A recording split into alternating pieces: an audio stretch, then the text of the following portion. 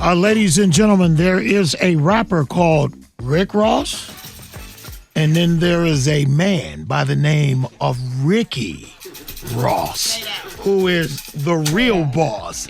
What up, Ricky? Good to see you, man. Man, glad to be back in town. Get that mic up. Yeah. We are always glad to see you. Before we even get into it, I saw you doing something. Was it auto mechanics? What were you doing? And you know I flip cars.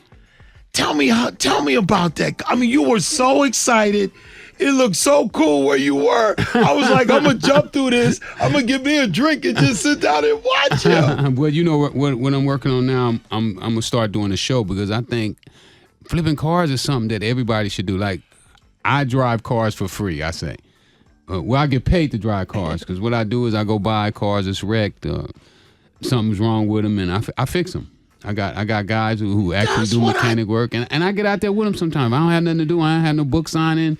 Don't nobody book me to come on the radio station. I go out there and I work on cars. I saw you on the video working on the car. They interrupted you while you were working. You were so happy. You looked so free. It was just a beautiful, like I said, I wanted to jump through. I've been having a wonderful life. These 15 years that I've been out of prison, just having so much support, people like you guys that supported me from day one, and life is wonderful right now.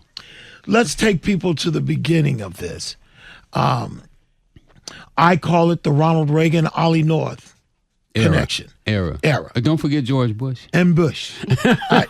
Don't leave him out. So, Ricky, years after you kept trying to tell people the story, they eventually made a semi-partnership, although they actually used this person who you kind of talked about with the plane. Tom Cruise, American Made. Yeah. Was about the whole situation as well. You told us about it years before the movie ever came to fruition. But your story. Tell people your story. Well, I grew up in South Central and started selling drugs at 19 years old.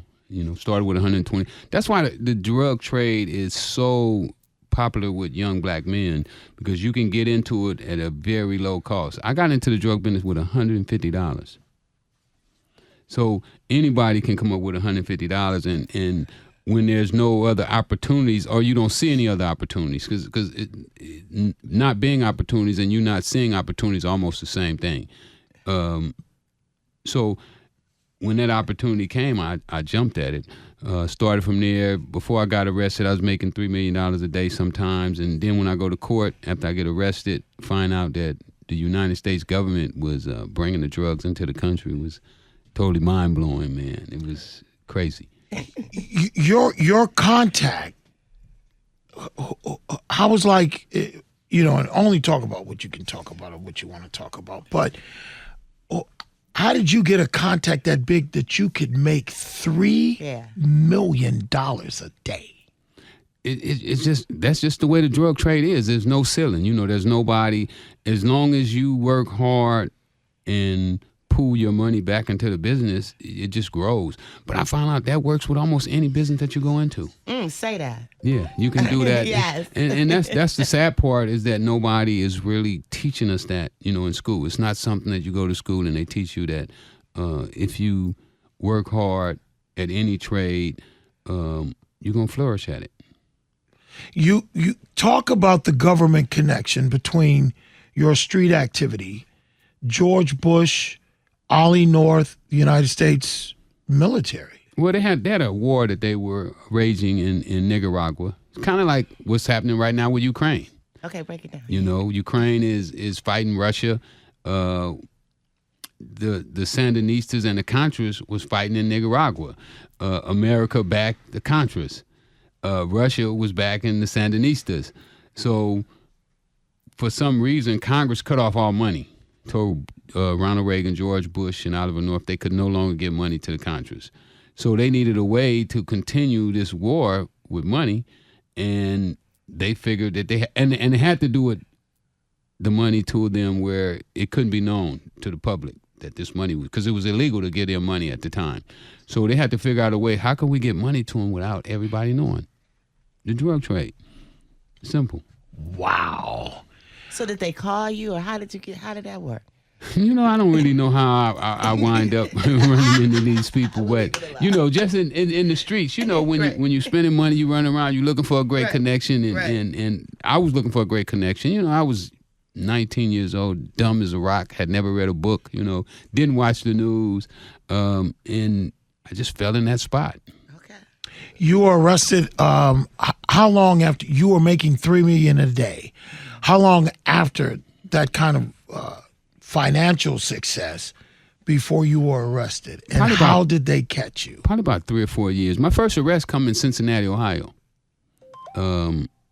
I had put one of my guys on the bus to bring some drugs to Cincinnati because my connect was on vacation, and so I needed some drugs right then. So I went to California and made a move myself, and the dog sniffed the drugs out on the bus, and we went to the bus station to pick him up, and the feds grabbed him.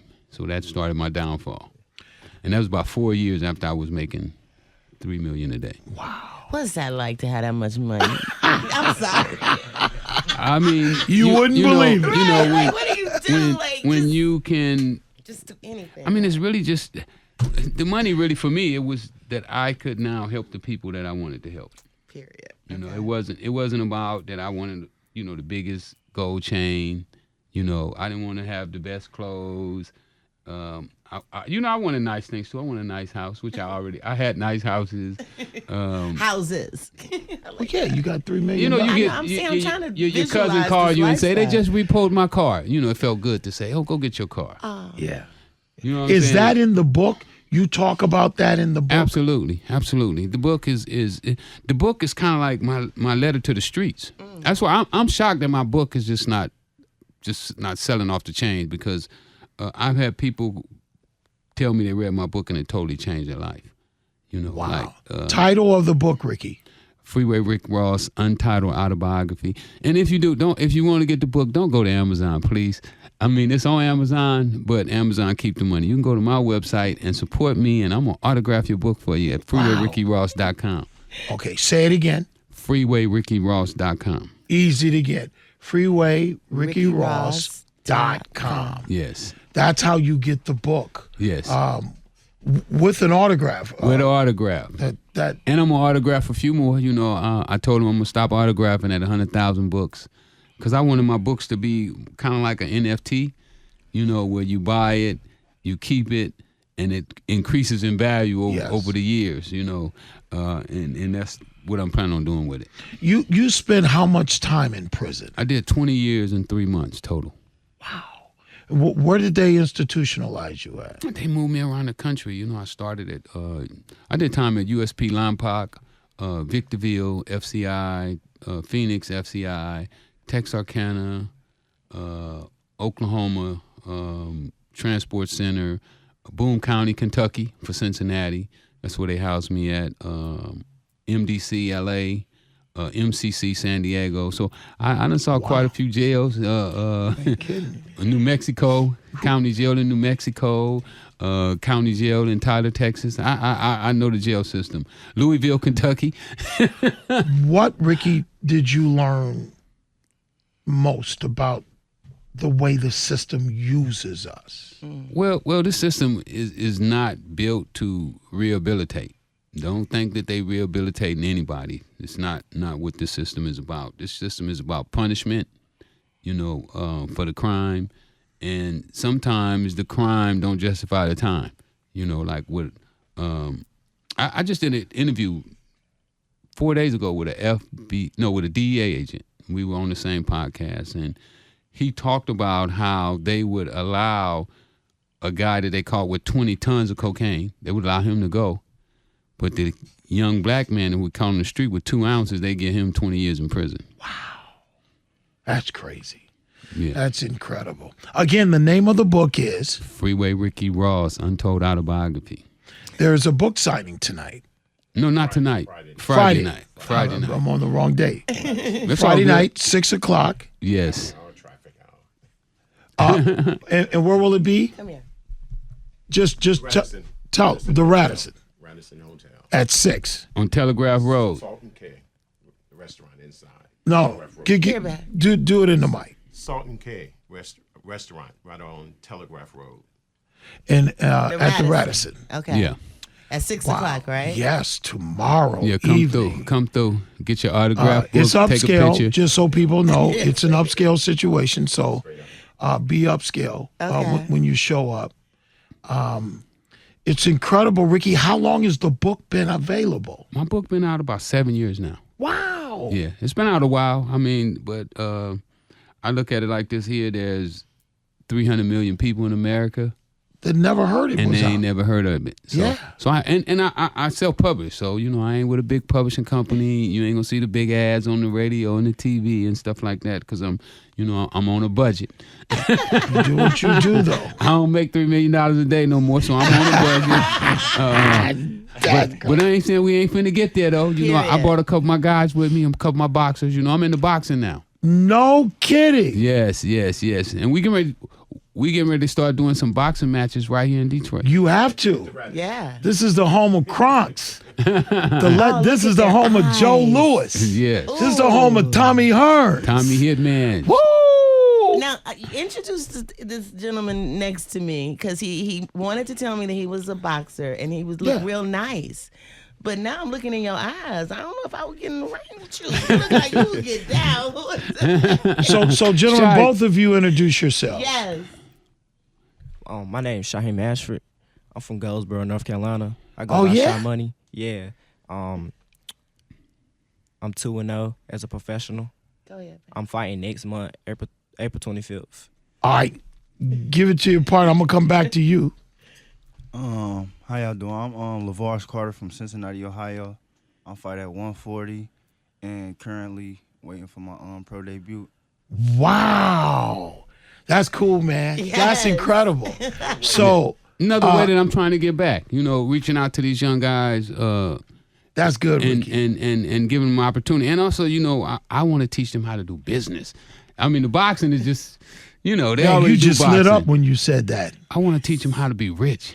Yes. You know, because I understand that had I not got involved with drugs, there was so many other things that I could have done if I would have just opened my mind. I read 300 books while I was gone, so Really? y'all be careful. Wow. Yeah, I educated myself. You know, an older guy when I got there, he told me you either get your education at Penn State or the state pen. That's great. So, you said this book is kind of like your letter to the neighborhood, to people, to younger people. When you got out, what made you say, you know what, I'm not going to just think about myself. I'm going to think about others, and I'm going to try to teach and empower them. When did that come about? Was it instant or? No, I was in jail, and I started watching some of my friends who didn't go to jail, who got lucky, and they started doing community stuff, talking to kids, educating them about the drugs, and they were really educating them about me. Wow. They telling my story and what they saw, and I said, well, you know what? When I get out, I'm gonna get right in with them. And Tookie Williams, when I read his book, that encouraged me to write a book about the drug business. So just being exposed. Yes. When you're not exposed, it's hard for you to Make a decision Yes. and make a good decision if you don't know. So I'm not going to keep asking questions, but you look at yourself and you said, I could have done so many other things. What is that denominator in you? What is that thing in you that would make you a success in anything you touch? Because I feel I'm great. I feel I'm just as good as anybody else. When you don't have that feeling in yourself that you deserve it, you're worthy of it, then you won't try to get it. It's like a fight. I guarantee you, when you ask them if they thought they were going into the fight and they thought they were going to lose, they wouldn't even try hard. Yeah. So true. So we got to feel like we can win. You're 2-0 now. Yes, sir. Wow, man. How old are you? 19. 19. How did you choose the boxing profession? Well, my dad was a boxer, and he inspired me to box. I just used to do what he do. I used to try to shadow box like him and get to punch it bad like him, and I just stuck with it. And boom, you out the gate. And you fight at what weight? 118 bantamweight. Bantamweight. Yep. All right, Cincinnati over here. Yeah. And you know what? You know what too? He's one of the fortunate ones. He got a daddy. Yeah. Yep. Ricky. Huh? Real time. Oh, and he's here. Daddy! Oh, come here. Come over here. That is the coolest. That is cool. Yes. He tried to tell me that when he came in, but I'm meeting everybody. How you doing? Good. Tell him your name. My name's Steve Ashford. Steve. Dad of Shaheen. Steve, you taught him young. What were you telling him? It's what Did you know he really wanted to box? My dad put me on to it. We seen his talent earlier. Like he said, he was copying everything I do, and my dad told me that that's how you start them out early when you see they potential. What they're good at, and we just stuck with it. Like he said. That is the coolest, man. Whoa. And he looks like a star. Yes. He looks like a star. of them. So, see, we from Detroit. So all of our boxers out of Crocs, they look There like you you go. guys. They were handsome. They were good. They were. We was Good over at people Tony at it. Harris's yesterday. We went to Okay. Tony's yesterday, man. Tony got all them kids over there, man. I'm so proud of Tony, man. Yes. You know that he took his star power and he just didn't use it for himself. And he right there in the gym every day. I'm like, Tony, you still in the gym, man. That's incredible. Wow, they got a chance to see that. All right, Cincinnati, you got to tell me, you know where Lincoln Heights, Ohio? I mean, you know where Lincoln Heights is? Yeah, Cincinnati. Because it's Yeah, like come on. it's here. It would be a place called Highland Park, Right. But of course, the pride we take in Lincoln Heights is that's where the Isley brothers are from. Okay. So that's why we have a pride in Lincoln Heights. Okay. And I know about Shout out all to the. Lincoln Heights. Yeah, there you go. Yeah. So how'd you get into it? For real, I just was normal fighter, I guess. I just guess my mama could fight, my daddy could fight. Just like that, shoot. But okay, They were so street fighters? Huh? Street fighters? Yeah, street fighters. You know how it be. they could get out. You don't fall too far. How old are you? 25. I just turned 25. I was about 15 or 16. They let me get in the ring. I was good until they made me put the headgear on and the gloves. Yeah. And a fighter knew how to keep the jab. Man, I couldn't breathe. I went nuts. I went totally ballistic. I couldn't do it. It's a skill. It's like a lot of people can dribble and shoot a basketball, but to play on an NBA level, that's a skill. You guys are on that professional level now. How did you find that different from fighting in the street? It for real, a lot for real, cause it really boxing teach you discipline.